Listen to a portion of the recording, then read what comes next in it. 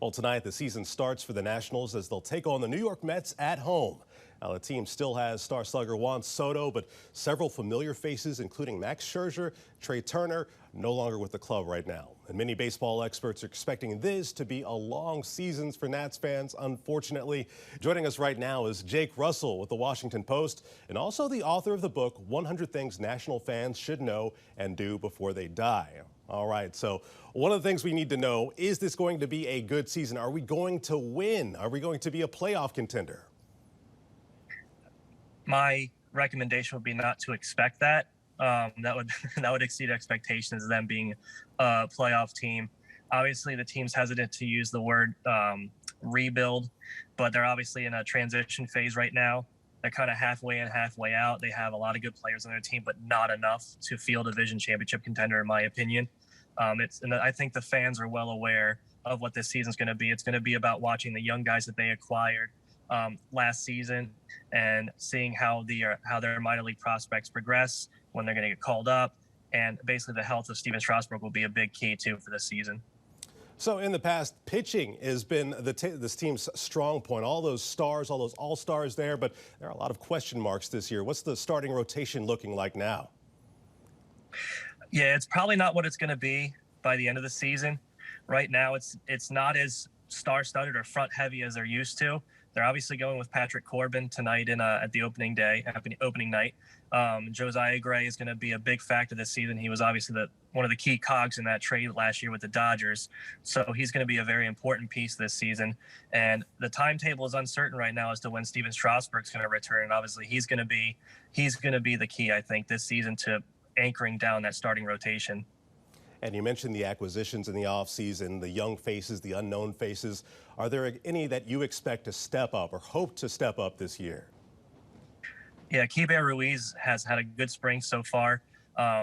He's obviously solidified that catching position. They've had an issue with trying to solidify that position over the last few years. They've had a rotation, it seems like, over the years of new catchers.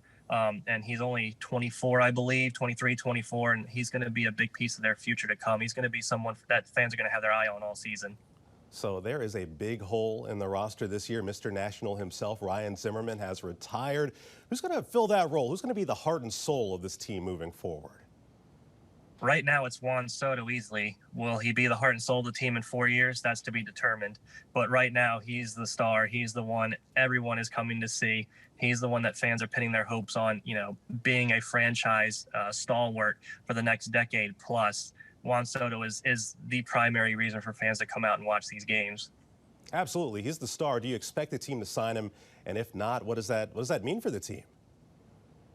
Their history says that they probably won't sign him, but right now it's way too early to say. It seems like at this point that he's willing to wait it out and to go into free agency to make his decision. It seems like he's not in a rush to sign an extension at this moment, and it's smart on his part. The longer he waits, the more valuable he becomes, and he's given no indication of any play dropping in his career. He's not showing any signs of a lack of progression.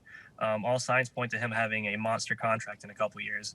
Who it's with, that's to be determined. Hopefully it's with the Nats. Now, you mentioned when we were chatting just now, the real thing that we look forward to is seeing those cherry blossom uniforms out there. How excited are you about those? Those look sharp out there.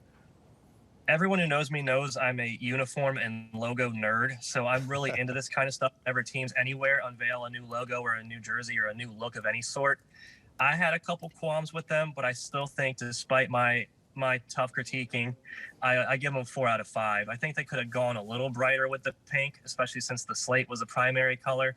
I think they'll pop a little more once they're played out in sunlight. So obviously they've reportedly set sales records with the City Connect merchandise with that. Obviously they're smart, knowing that cherry blossoms will be a big deal in DC. So it's going to be fun seeing them play in those this season.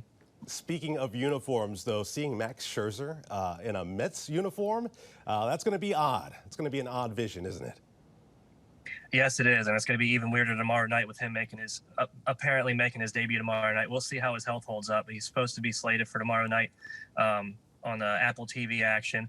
We'll see what the reaction is for him. I imagine it's going to be a nice ovation for him before the game, and then probably once the game starts, he'll turn into just another opponent for the fans. Absolutely. Yeah, he's given so much to the team. Jake Russell with the Washington Post, thank you so much for your time. Really appreciate you joining us. Thanks so much for having me.